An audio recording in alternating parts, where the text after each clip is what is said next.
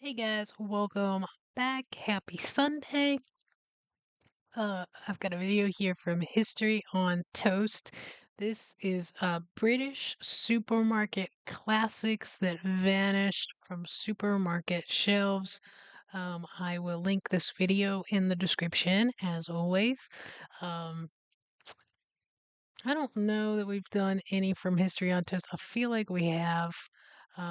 I'll tell you right now, it's probably got some AI in it. It might be an AI voice. It might have some images that are not from Britain or England to kind of convey the point. If that's something that's going to trigger you, this is not going to be the video for you, probably. Um, anyway, uh, I warned you, so don't come at me in the comments and say this wasn't right. That was a picture. There was a mountain there, and that's not here. Like, does it matter really? In the big picture of things, it's not really what the video is about. Um, but anyway, I will link this video in the description along with a link over to Patreon.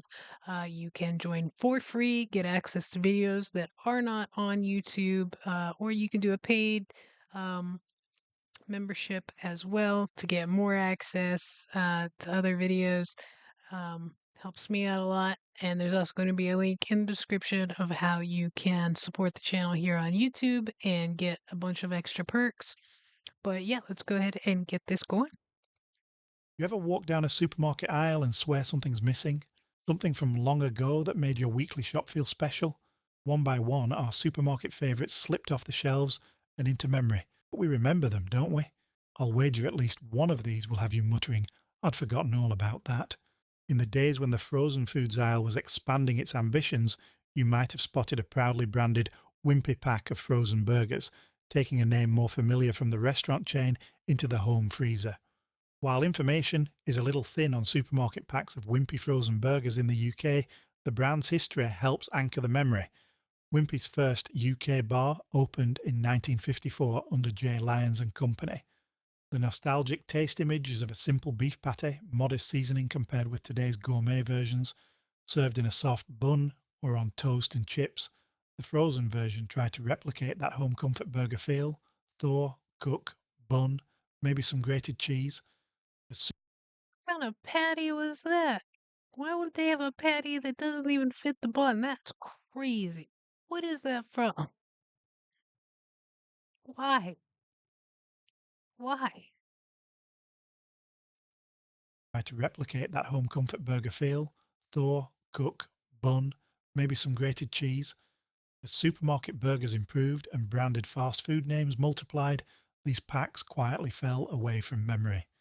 There was a time, not so very long ago, when you go down the soup aisle and spot a little box labelled Chef's Soup.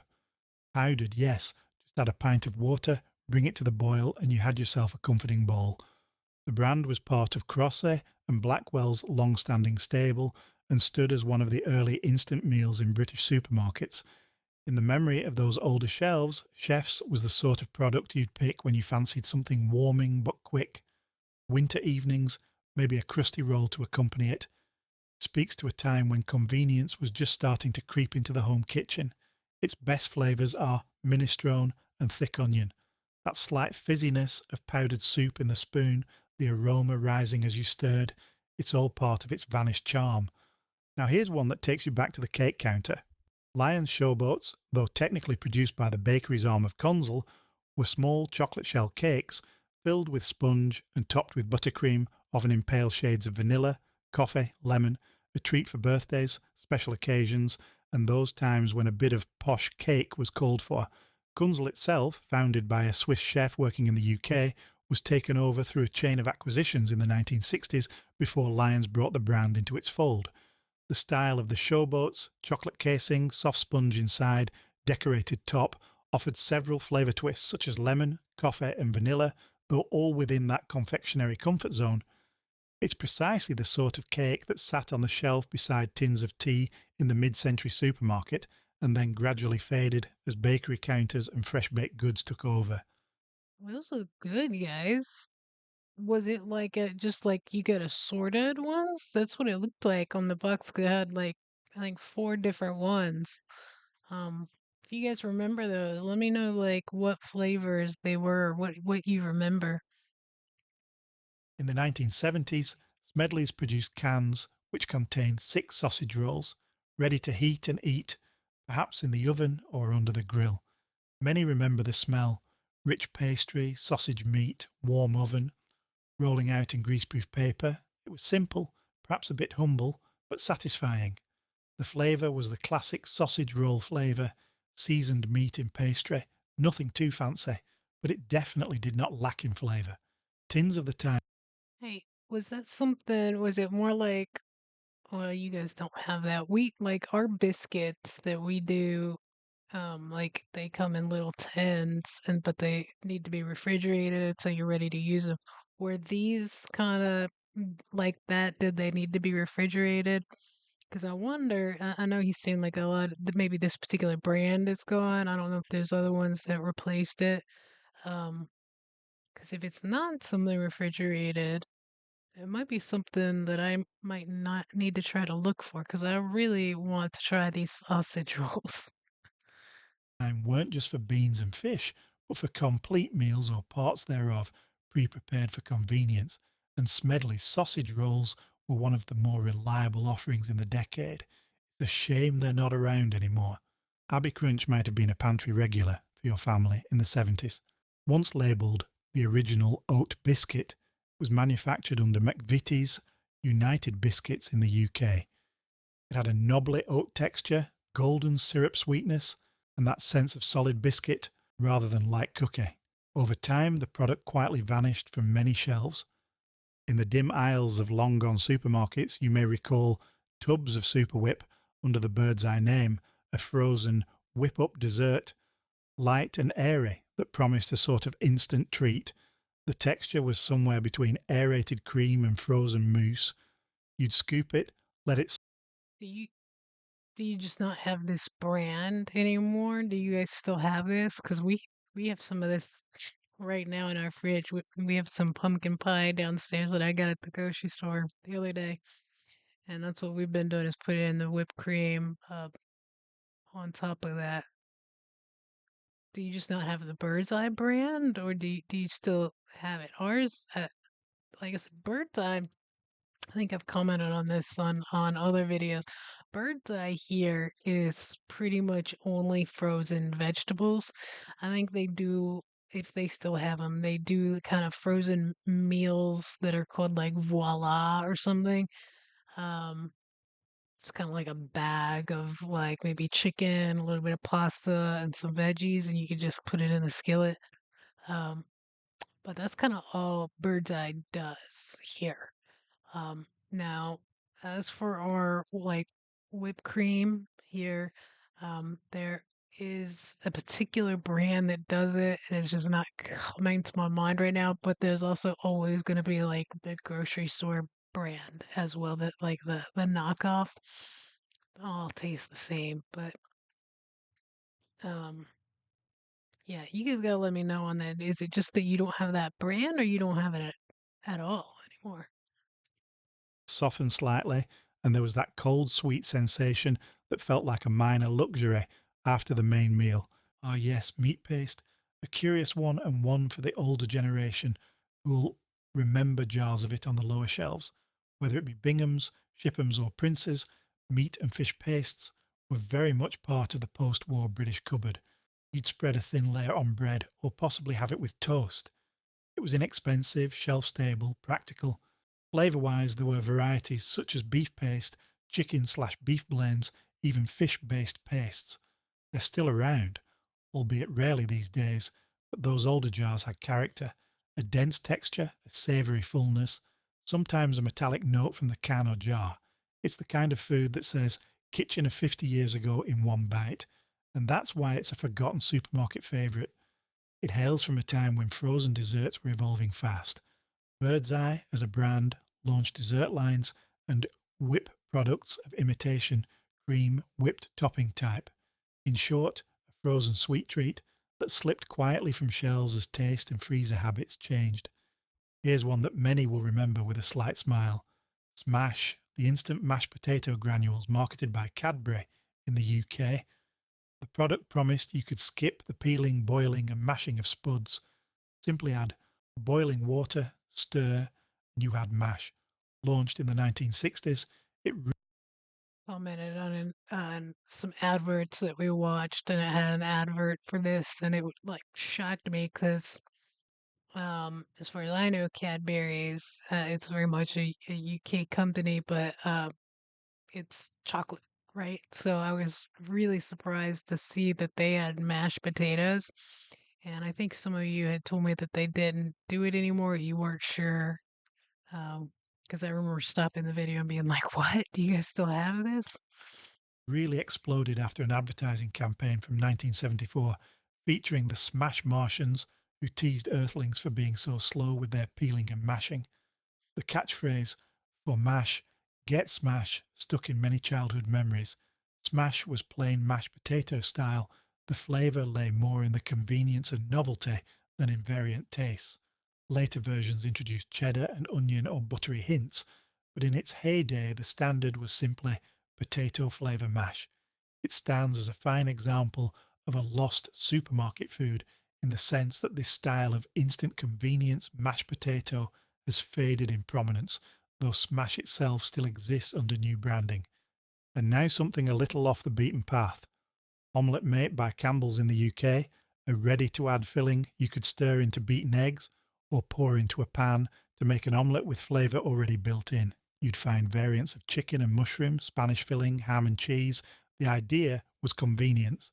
Rather than chopping vegetables, cooking mushrooms, adding ham, you had a filling variant in a tin or jar. Add eggs, stir and cook.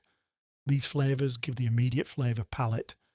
This product reflects the era when convenience foods began targeting the breakfast, brunch, quick meal market in UK supermarkets.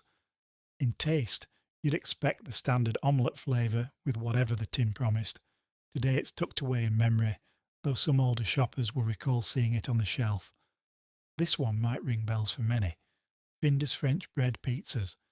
Frozen take-on pizza, built on a French bread slice base, marketed as a quick snack or light meal. According to a guide, is Findus French bread pizza still available? The answer, largely discontinued in the UK, with the product no longer widely produced. The nostalgic feel. You pulled the loaf's half out of the You have these from another brand. That's what's kind of confusing about this video. Is he's like, oh, he'll show a particular brand, but then like this is something that we have. We don't have it from that brand, but I think there's maybe two companies that make them. One, I know it's Stouffer's, and then sometimes you'll find the generic brand. I think even like Lidl's has their own brand of it because my son loves these. Anything pizza. freezer, opened the pack, slid it onto a baking tray, tiptoed to the oven timer while the cheese melted and the crust crisped. Over time, as frozen pizza standards rose and supermarket owned brands flourished, these niche versions faded. The memory is for the snackable, not too serious pizza, and its departure feels like a slip in the freezer door we didn't notice. In the days when crisp packets were bold, colourful, and full of character, Tudor crisps stood out. Founded in Sunderland in 1947, they claimed two-thirds of the North East and Scottish snack market at their peak. The slogan, I'd climb a mountain for a canny bag of Tudor, captures the spirit of it. The taste memory is of a strong flavour profile. Flavours like tomato sauce, salt and vinegar, and cheese and onion were staples. But the brand also experimented with more unusual ones, such as roast pork and applesauce, mint sauce, even gammon and pineapple. Texture was crisp and satisfying, not the ultra thin modern kind, but proper crunch. It vanished in 2003 when its parent companies rationalised under Walker's the dominant brand. For many of us older ones, that bag of Tudor was part of weekday treats, an icon of snack time, now just in memory.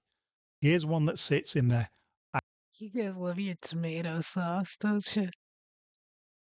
This is not like a popular thing here, but it seems like you guys have it like in your beans. Yeah, chips flavored in them. The pickled onion. It made me think of those. What are they? Monster Munch. I want to try those so bad. We do not have those here, and I have not found them at any of the places where I've got any of the British food that I've tried. I wish. I wish. I need to find like another world market that's not super far away that I can drive to. I feel like the one in Charlotte had a lot more stuff. If I go back to Charlotte, I will, but I just don't know when. I'm definitely going back there to grab some stuff that like the one here doesn't have, but I need to look and find one that's not crazy far and and and go there so I can get a little bit more stuff. But I do have a PO box now, guys, so you can send me stuff and I will try it on video for you guys. I had it. Did I imagine it? Bracket, bird's eye cheesies. The recollection is of a frozen or chilled snack, cheese heavy, perhaps pastry, or waffle style by the well known frozen foods brand Bird's Eye. Each bite hits you with rich cheese in a crisp shell. It is served as a small indulgence or lunch treat. The disappearance of cheesies leaves behind the bittersweet feeling, especially since it's a snack most of you nearly remember but can't quite find. Energen rolls were crisp bread style Are those just kind of like mozzarella sticks or something, but in a different shape? rolls marketed as a diet tray or healthy snack option. They were rough, fist sized, crunchy, dry biscuits. The flavour wasn't glamorous, simply a dry, wholesome crunch, perhaps plain wheat or whole grain, but they were addicting. In the supermarket shelves of yesteryear, they sit beside diet food lines, healthy snack counters, rather than the big flashy brands. The women use them as a base for cheese, spreads, or a light bite at tea time. They appear less in the collective memory than crisps or chocolate, but for those who know them and slimmed down thanks to them, they represent a lost thread of healthy snack history. Lyons Maid ice cream blocks were a fixture in many freezers, especially in the 1970s and 80s, when home dessert convenience was beginning to expand and ice cream tubs were not quite the only option. The image is of a simple vanilla block, plain but solid, perhaps sliced into the tin and served with wafers or a spoon. The flavour range was modest, vanilla being dominant, and the texture thick, old school ice cream rather than fancy gelato. The history: Lyons Maid was a major brand in the UK frozen dessert market, and the ice block format spoke to an era when freezers had room and variety began to matter. Today, the block format is less common as novelty ice creams and premium tubs dominate. For us older folks, Lyons Maid blocks evoke Sunday tea times, the freezer door open, and deciding whether to have it as a treat. Finally, the one that triggers many a "why did they stop making that" moment: toast toppers by Heinz. Small cans of spreadable savoury topping you put on toast and grilled until bubbly. They were very much part of snack culture for many kids and young adults in the 1970s onwards. They were popular, hit their peak in the 70s and 80s, then gradually fell away, discontinued officially in 2015. Flavours were many: ham and cheese, chicken and mushroom and bacon, pizza flavour, and even curry flavour. To get an idea of what it was like, think thick savoury sauce or topping spread on toast, grilled until the edge is crisp, giving you a rich, comforting snack, cheap, cheerful, and satisfying. It's the kind of food an older bloke might recall making for a late dinner after work or a quick bite. It's gone now, and with its disappearance has gone a little slice of that light evening snack era. You ever walked Ooh, that was good. I don't think that was an AI voice. I think that was a real person. I know a lot of the images. I think they just needed to fill some space for some of those, and it was a little jumpy at times, but that was good. Um, yeah, let me know if some of those things still exist, but maybe just not under the particular brand that he had featured on there, or one that you guys wish would come back that you miss a lot. That was really good. But yeah, that was a good video. I think I would definitely watch some more from them. Hopefully, you guys enjoyed it. Let me know in the comments. Hit the like button, hit subscribe, share, hype. Have an awesome, awesome day, guys. Thanks for watching.